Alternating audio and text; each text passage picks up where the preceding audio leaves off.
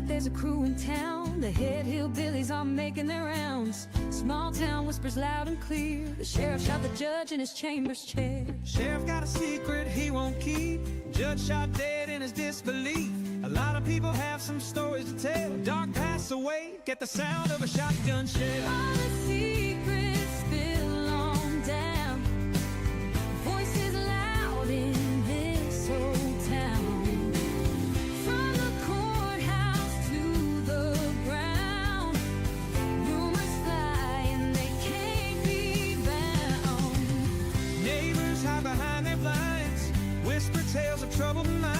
Skeletons covering the mountainside, a treacherous reality in the pines. Winter reveals the hidden lies. Moonlight couldn't mask their cries. Shadows caught in sunlit skies. There's no cover, no disguise.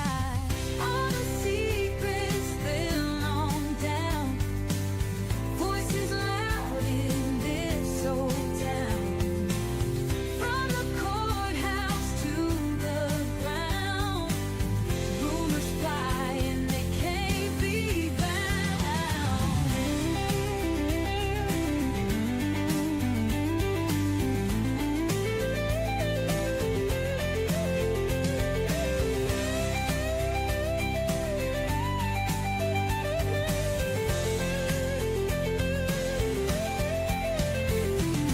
Winter reveals the hidden lie. Moonlight could mask their cries. Shadows caught in sunlit skies. There's no cover, no disguise. All the secrets spill on down. Voices loud in this old town. From the courthouse to the ground, rumors fly and they can't be bound.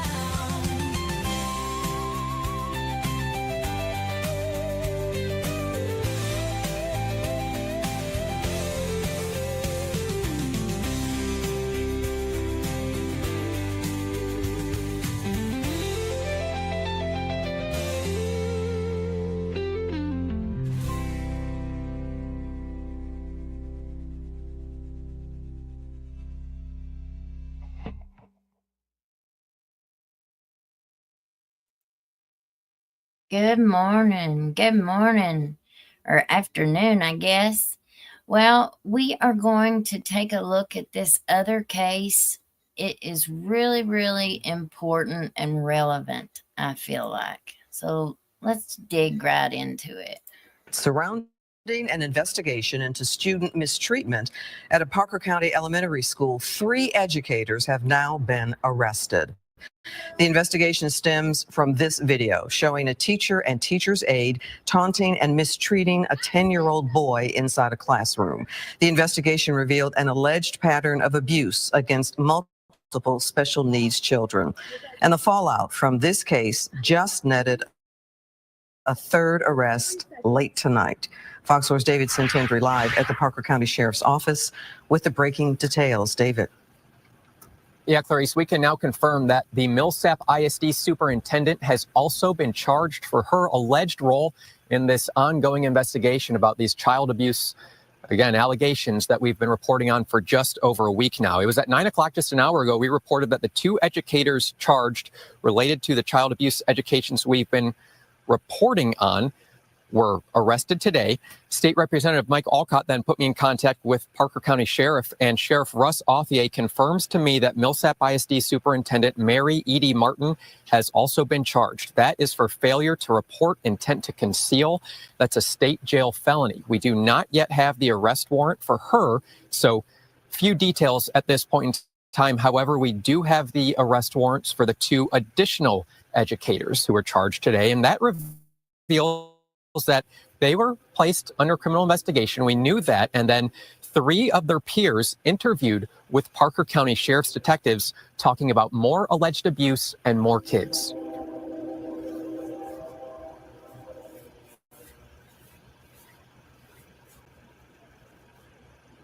I dare Video Fox 4 first broadcasted last week shows a Millsap Elementary School educator slapping toward an autistic boy. Moments later, another educator yells at him. I said come here. Before repeatedly hitting him with a toy, then throwing the toy at the 10-year-old. Quit chewing on things. The incident happened in February. Alex Cornelius is the child in the video. I don't understand why anybody would want to do this to any child, let alone an autistic child or a special needs child. Millsap ISD says the educators involved are no longer employed by the district. Now, Fox 4 obtained arrest warrants for both educators regarding alleged crimes against Alex and 2 additional students. You got to have a really kind heart to be a special education teacher, and as we've all seen, some people just don't have it. According to the warrants, teacher Jennifer Dale admitted swinging at Alex in the video, but claimed it was done playfully. One of her fellow educators recorded the video. That educator and 2 others gave investigators sworn statements of ongoing alleged abuse. Dale is charged with official oppression for intentionally subjecting 3 known child victims to mocking, mistreating, and tormenting. Paraprofessional Paxton Bean, seen in the video, is also charged with official oppression and has a felony charge of injury to a disabled child with intention. An arrest warrant claims Bean took an unnamed special needs child into a calm-down room on January 16th. The child returned with a bloody nose. Bean told other educators the child had run into a wall. In a forensic interview, however, the child said Bean punched him. I never expected any of this.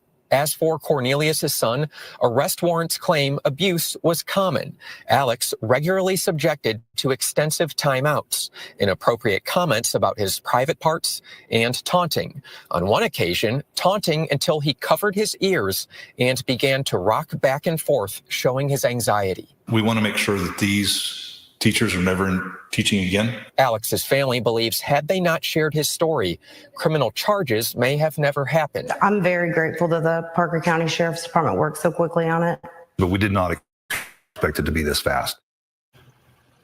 So where do we go from here? Obviously, this criminal investigation is ongoing. There's a court process that needs to play out. But in the meantime, there is a special called Board of Education meeting tomorrow with Millsap ISD at 8:30 in the morning. This has been in the works for several days, so even before these criminal charges were made.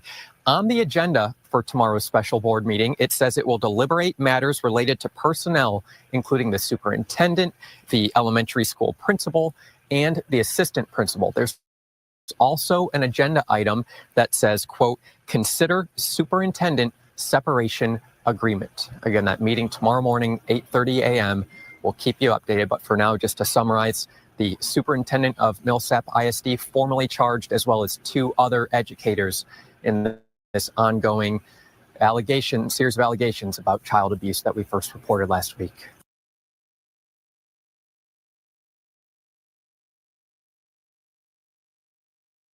Over a child abuse investigation. 2 educators are charged with abusing a special needs student, and the superintendent is charged with failing to report it. The district held a special board meeting today that quickly got heated, and Fox 4's Dion Anglin has the story about that meeting. Dion. Hi there, Steve. An emotional meeting today between parents and the Millsap ISD board. Calls demanding the firing of the superintendent, for now having to wait until at least Monday. The parents should have been the first to know, yet they were left in the dark. From the moment it began. As a mother, I trusted the school system to protect my child and ensure his safety. Through an exam and beyond. We're wasting time by not adding it all so we can get answers quicker. Emotions were on display at a Millsap ISD special called meeting Friday. An action to be placed on the agenda to hire outside an investigator that has not been involved in this case at all. The meeting subject, next steps in a classroom child abuse investigation. 3 district employees, including the superintendent, were arrested in wake of a video that shows a teacher and teacher's aide mistreating 10-year-old Alex Cornelius. Special ed teacher Jennifer Dale and paraprofessional Paxton Bean are charged with official oppression. Bean is also charged with injury to a child for a separate incident. Superintendent Edie Martin is charged with failing to report the alleged child abuse. The boy's mother says 3 weeks passed before she was notified. She needs to go. She needs to go today. Parents had hoped Friday's meeting would end with Martin's firing, yet she will remain on unpaid leave with a decision on termination now delayed until Monday. This woman is giving y'all bad advice. Y'all need to replace her. I want you guys to consider how you're going to conduct this investigation where these teachers who have been led by fear and silence for so long can actually feel like they can speak up. We are, again, placing it on the agenda on Monday to go back and to make sure that everyone has been investigated fairly. The meeting scheduled for Monday will address the personnel matters, an outside investigator, and likely nepotism in hiring. The State Board of Education member representing the region also shared with board members his opinion in the matter stemming from the video that includes disturbing and criminal classroom behavior. If you would have reached out to those parents, you would have the facts and information. I know your investigation will not have been complete yet, but you would have the facts and information to know that you shouldn't come out with a statement defending your superintendent. You would have had enough information to know that.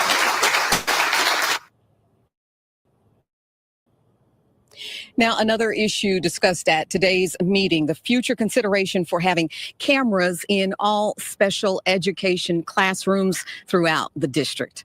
At the very latest.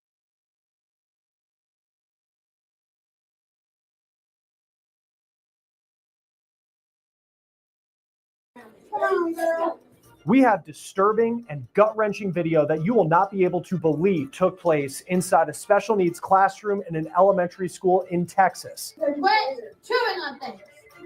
Now, 2 teachers are facing charges for allegedly hitting a nonverbal boy with autism and the superintendent for allegedly trying to cover it up. We're on the case presented by Law and Crime. I'm Chris Stewart.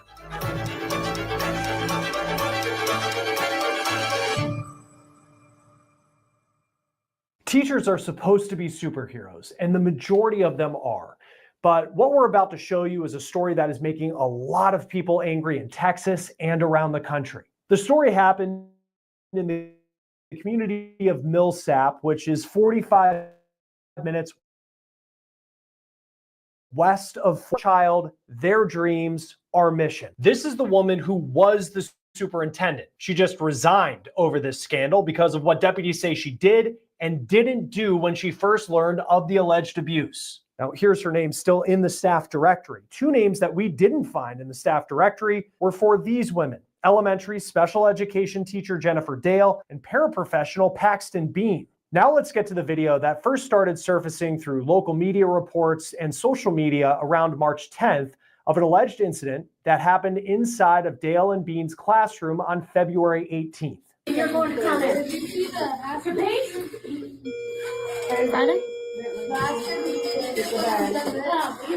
That one? All right, I'm going to go to my attendance. I dare you to put it in your mouth. Come on, girl. I'm not going to show you the moment of impact, but according to KTVT, the mom of the alleged 10-year-old victim, who is nonverbal and has autism, identifies that woman as the teacher, Jennifer Dale, allegedly winding up and swinging at that young boy. Dale then is seen walking out of the room, but this incident is not over. Come here. See? That's like a dog. What's that say? I'm gonna hit you. Now, the woman in the pink with her legs crossed, sitting back in that chair, allegedly just yelling at the 10-year-old boy, then hitting him with what appears to be a dog toy, is Paxton Bean, according to KTVT. She is the teacher's aide for the classroom. The video continues. Quit chewing on things. Is it counting down? That video is really hard to watch. The boy's mom told the local CBS station in Dallas that an adult in the room took out a camera to record what happened after the boy was verbally assaulted in the classroom. The mom said on Facebook that her son was allegedly abused on a daily basis at this school. 11 days after the boy's mom said she was first made aware of this video, the local sheriff posted this on social media announcing Jennifer Dale was charged with official oppression. Paxton Bean charged with injury to a child and official oppression. The sheriff also announced that the school's superintendent, Edie Martin, was arrested and charged with failure to report intent to conceal. The sheriff is not only accusing Martin of not reporting this alleged incident when she was made aware of it, but also lying about having reported it. According to deputies, the incident that you saw in this video happened on February 18th, and the person who took the video allegedly reported it to Martin the next day on the 19th. Deputies then say that Martin called the school district's law firm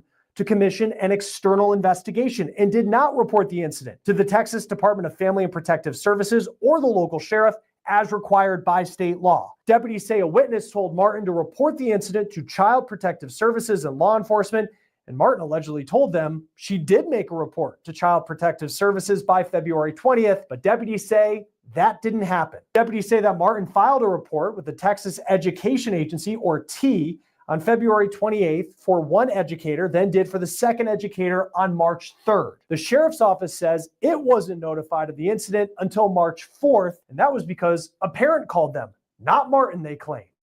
Now, the boy's mom says she wasn't made aware of the incident until March 10th. This story is certainly getting a lot of attention in the small community of Millsap, Texas, and in the Dallas-Fort Worth area. Here's a statement by Congressman Mike Olcott, who represents Millsap in the House of Representatives in Washington. He said, quote, "I am especially disturbed that these individuals who were hired specifically to care for students in the special education program would subject such vulnerable children to this type of abuse, and if the teachers are convicted of abusing these children, they should never be permitted to teach in a school again." Now, the congressman also said the Millsap ISD Board of Trustees is meeting tomorrow to discuss a separation with the current superintendent. "I expect the board to fully consider what took place and discover if any other faculty members participated in or attempted to cover up the abuse that took place." I just want to stop and say something real quick. This is learned behavior. Anytime you have a work environment like that, that young girl, she's learned that she can get away with this kind of behavior because the older lady was doing it. So, you know, the hiring, the nepotism in the hiring, that's what I'm always preaching about. You know, people that don't necessarily have the best qualifications usually get the job. Thank our partners at Upside for sponsoring this episode of On the Case. Upside's a free app that Here a little over 2 years ago, specifically for Millsap ISD. We came from a very large school district and thought Millsap was the best place for my son. I never thought my son would be assaulted by 2 teachers, and also never expected the superintendent to hide it from me. Oh, sorry. Edie Martin waited 21 days to tell me my son had been assaulted. She had that video in her hand for 3 weeks. It took her 3 weeks with that video to let me know what happened. She decided to just wait. I was okay with her. She is legally required to notify CPS and the Sheriff's Department within 48 hours of suspected child abuse. This was not suspected. There was literally a video that showed it. Amen. Did she do that? No. No, she didn't. Instead of calling the people that could actually help in this situation, she hired an external investigator. She also refused to give me anything in writing telling me what happened. I'm just supposed to take her word. The same woman that failed to report my child's abuse, she literally got arrested yesterday. I'm just supposed to take her word. Like, what is that? Oh, my son can't speak for himself, so it's my job to do it. And I can't do that when you wait 21 days to tell me what happened to him. Amen. I'm his mother, so I decide what's best for my son, not Edie. It's not her job to decide what my son needs and what he doesn't. It's her job to make sure my son gets the education he deserves and to make sure he's safe while he's at school. And she failed at both. Amen. She may not have abused my child. She may not have abused my child, but what she did is unforgivable. I'm coming to you, the board, to do what Edie fails to do. Protect our children. I do not believe our children are safe with Edie as superintendent. If Edie remains superintendent, you can get used to seeing my face because I'll be at every single board meeting from here on out until y'all bury and do what needs to be done. The board took no action at that meeting on March 21st.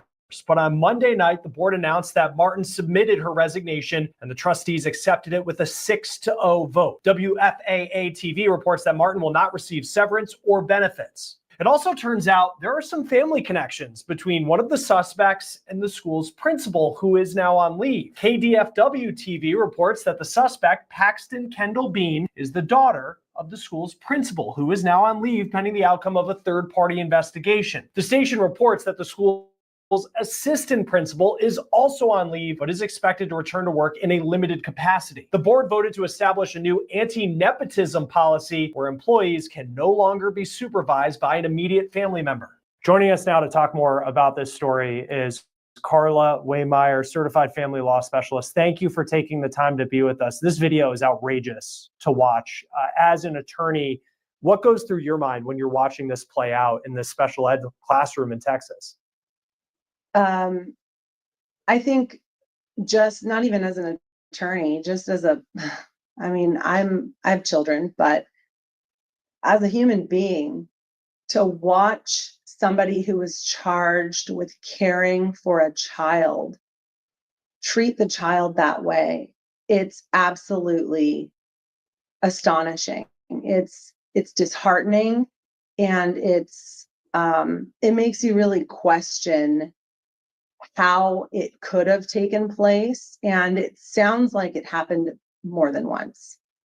Right. And it's just, apparently there was some sort of verbal abuse allegedly going on in the classroom. And then there was this adult who was the person who took the video, who then it prompted them to start recording. And then, so really what we're watching could just be a glimpse into what it was like on a daily basis. The mom believes it happened on a daily basis. How would you go about, from a legal standpoint of proving that? How can you prove that it happened more than just in that snippet that we have on camera? And fortunately, the camera was rolling and captured these incidents. I don't think it's going to be very difficult to prove. Not to sound, not to jump to a hasty conclusion here, but the mother on that clip that I saw said that the child was nonverbal and that he was quick to learn the words no school, home. And so that just tells you just how traumatic the experiences this child was having were in this classroom. And it leads me to believe, and I think that any reasonable person would believe, that this child experienced these traumas on a regular basis and that the traumas weren't minor. What are the odds that the individual that took these videos captured them on the one time that they took place? I think it's unlikely. And I think the other issue that's going to make this quite easy to prove that it was something happening on an ongoing basis is if you watch the demeanor of this woman when she is abusing the child. She's so nonchalant about her body language. It just makes it look like this is just another day in the classroom, right? Which leads me to believe that that's just how she acted. That stood out to me too, and watching that was, she's laid back, sitting back in this chair, her legs are crossed, and like the first thing that, for me was just like, what type of teaching is going on in this classroom? Like, what is the activity in this classroom? And it's so frustrating to watch. And then now, as things are being peeled back and this timeline from deputies is being put together, that not only was this video taken and then presented to the superintendent of the school, that the first move she made was to call the school district's law firm and look for an external investigation, is what they called it, where the law says in Texas, you need to alert the authorities. And she allegedly didn't do that. What do you make of that approach, that the first phone call she makes is to a lawyer and not looking at this video, being like, oh my gosh, how could this happen? And then just taking the approach of contacting the authorities? Right. Well, a couple of things there. It's not uncommon for entities to contact, their legal team when they sense that there's, trouble on the horizon. But most troubling, in my opinion, is the fact that there was a rule, there's a law that says that she had an obligation as the superintendent to report this to a specific authority. So, I'm an attorney in California. This occurred in Texas. I'm not sure what the authority would be called in Texas, but nonetheless, she was supposed to report it to a certain entity and was supposed to do it immediately. And it sounds to me like the superintendent, instead of reporting it for the purpose of ensuring that this would be recorded right away and that evidence could be captured and maintained in such a way that the investigation could be properly done, she was more worried about protecting perhaps herself or the people around her than protecting the children. And that is highly troubling because that's a breach of the duty that she owes these children. And that is a major issue that I have with her behavior. And also it's like, what is the payoff in hiding this video and not reporting it right away, looking at it clearly? This is whether or not the law will find it as abuse. I mean, this reaches a bar pretty clearly of how you're just not supposed to treat people, whether or not it's a special ed student or not. It just, in your experience, when you look at some of these cases, and unfortunately we've seen them where people do not report it to the authorities. Why is it? What is the motivation for not going to the authorities and instead trying to take this route where it's almost like you're allegedly suppressing this story from getting out? It's hard to say what people are thinking when they take these unfortunate steps. But in my experience, I think that people really just in that moment are more concerned about themselves than about doing the right thing. And that's really what it boils down to. The superintendent was probably more worried about what's going to happen to me and what does this mean for me and the consequence for me than doing her job, which is to act in the best interest of these children. And, she, in my opinion, she's a public servant. As the superintendent of the school district, she is a public servant and she is there to serve and protect these children. And part of that responsibility that role carries with it is to follow the rules. And some of those rules involve reporting abuse like this to the authorities. And she failed to do that because she was more worried about protecting herself. And I think the motivation was probably, oh gosh, can I avoid this video coming out and maybe I won't get in trouble, right? So I think it's really just as simple as, can I keep this from coming to light, sadly. Yeah, sadly. And almost you think too, if you reported it, I mean, you're the person that, if you're a parent, you would want the superintendent to do this and you would look and be like, thank God that we have this superintendent in charge because she was the one who saw this video and reported it right away. But instead, according to deputies, she took a completely different path. Every entity and every, even if it's a private business, a public entity, they all have their own policies and procedures with what they have to follow before they can terminate somebody. And the truth is we don't have all the information yet. Just like you said, this is an ongoing investigation and we don't know the whole story, but I have to be honest with you. That video is absolutely horrific. And I don't care what you say to me. There is nothing that you could say to me to convince me that behavior is acceptable. There is not a darn thing in the world that anybody could say, I think, to a reasonable person to convince that reasonable person that behavior is acceptable. And so whether the superintendent, actually, I think whether the policy was in place or not requiring her to report it, she should have reported it. And so, whether she gets terminated or not, that's, I guess, to be determined. And so it is a delicate situation, but it really boils down to children go to school And as parents and as loved ones, we drop our children off and we expect them to be safe when they're at school. We expect them to be nurtured. We expect them to be respected. And when that doesn't happen, it's a problem. Yes. Yeah. And I mean, I said it in the beginning for this, like where, you know, teachers are supposed to be the superheroes. And I think in many ways, the majority of them are. But then we see some of these cases coming up. I mean, this is unfortunately not the first time we've seen some of these incidents caught on camera. Just in your experience, how common are these types of stories? And maybe a better question would be, like in a state like California, what some of the laws are. And we certainly see in Texas that there is a law that is in place that you're supposed to meet, no ifs, ands, or buts about it, that when you see a case like this happen, you have to report it to the authorities. How has that evolved over time? You know, I think that as a general society, we have progressed in a lot of ways in the way that we protect children and vulnerable populations in our society. But I do think there is a lot of work to be done. And this is a good example. I think that even though we have tried to implement rules and procedures to try to make it so that when you are in a certain role, like the superintendent is, for example, you are obligated to do certain things to ensure that the rules that are in place to protect children are in fact protecting children, right? It's not always working, right? So the question is, are we learning from these occurrences? And are we actually doing things to make these procedures more airtight so that they don't keep happening again? Because I think that's the real issue too.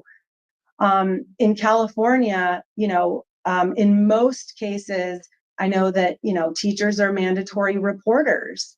So if a teacher sees, even if they're aware that there's abuse going on at home, they have to report that, right? So of course, in a situation where there's abuse at school, that of course would need to be reported. So again, as a society, we are doing better, but there is a lot of work to be done. So things are not perfect, as you can see. And we do have to learn from these things, and we do have to continue improving and ensuring that that our laws are working the way they're intended to work. If you were, and this is probably a difficult question, just knowing how difficult this video was to watch, but if you were representing either of these two teachers that were caught on camera, whether it was the first teacher, who's reportedly Jennifer Dale, who swings at the student, and then the second teacher, reportedly Paxton Bean is her name, and she was the one sitting back in the chair, how could their attorneys approach this type of case? I mean, what defense could there be when, this video is out there and they're facing charges? They're eventually going to have to defend themselves. Yeah. I have to be honest. I think for me, it's hard to put myself in that situation. I think from my perspective, their defense is probably limited to damage control. And I know that's a harsh way to put it, but that video really does speak for itself. Yeah. Again, there's still a lot to be learned. It's an ongoing investigation, but I just don't know how you justify that behavior. Absent some claim, of course, that video is, artificial intelligence, that's the result of artificial intelligence or something like that. Absent some creative sort of out of this stratosphere argument, if they can prove that the behavior depicted on that video actually took place, that is a real uphill battle. And it should be, to be honest. Oh, without a doubt. I mean, the video is less than a minute long, but it's so difficult to watch. And you just think of this young boy, nonverbal, the challenges he faces to have to go to school and deal with that. Everything's alleged, but we'll see how it plays out. Just last question for you. I think of the mom of this young boy. If she was to sue the school district, I mean, what goes into those types of, because from the outside you look and you're like, she's going to sue and can probably get whatever she wants, but I know it's more specific than that. What goes into determining if you were to bring a case against the school district, what the amount might be that you would be looking for? It's hard to say. Different jurisdictions have different claims that can be, made, and there are different causes of action that plaintiffs can bring in different jurisdictions. California, I'm sure, is very different from Texas. I don't practice law in Texas. But, one of the things that just really, really struck a chord with me, not in a good way, was just hearing this mother say that her child was nonverbal and picked up the words, no school, home, because of this. And I mean, that's not a good thing, right? I mean, that's because of trauma. And I think that that is extremely compelling. And so you put that before a jury and you explain for a jury that this child was so traumatized by what he went through at the hands of these people that were supposed to care for him and look after him, that he essentially broke through his previous nonverbal state. I think that that's so powerful that, who knows what the ceiling could be. But again, with this being an ongoing investigation, I think time will tell. There was also a reference made in the video clip that I saw that there were references being made to the genitalia of some of these children. So if to the extent that there may be claims for anything related to sexual abuse or anything in that arena, and again, I'm not saying that that is the case, but to the extent that that's possible, I mean, that just takes this into a different realm. And it just, again, it really depends on what comes out in the investigation. But this is just an absolutely horrifying story. And it just goes to show you that we do have a lot of work to do in the sense that, we have to continue trying to tailor our laws to ensure that they work for our children and for the vulnerable populations in our society, and not just write them, but implement them and ensure that they are working the way they should. Yeah, so well put. And I know it was the CBS station in Dallas had the mom alleging that her son was given a shower without consent. So that does potentially open the door to, the charges that the two teachers are facing right now. We'll see how that investigation progresses. This very well could be just the very beginning. But nonetheless, that video is just so tough to watch. Carla Waymeyer, thank you for taking the time to be with us. All right, guys, I wanted to sneak that in today, and I will see you this evening, and we're going to look at the Brianna Rich case. All right, guys, see you then. Bye. You can't hide from hillbilly crime. You can't hide from hillbilly crime. You can't hide from hillbilly crime. You may not know that there's a crew in town. The head hillbillies are making their rounds. Small town whispers loud and clear. The sheriff shot the judge in his chambers chair. Sheriff got a secret he won't keep. Judge shot dead in his disbelief. A lot of people have some stories to tell. Dark pass away, get the sound of a shotgun shell. All the secrets spill on down. Voices loud in this old town. From the courthouse to the ground. Rumors fly and they can't be bound. Neighbors hide behind their blinds. Whisper tales of troubled minds. Skeletons covering the mountainside. A treacherous reality in the pines. Winter reveals the hidden lies. Moonlight couldn't mask the cries. Shadows caught in sunlit skies. There's no cover, no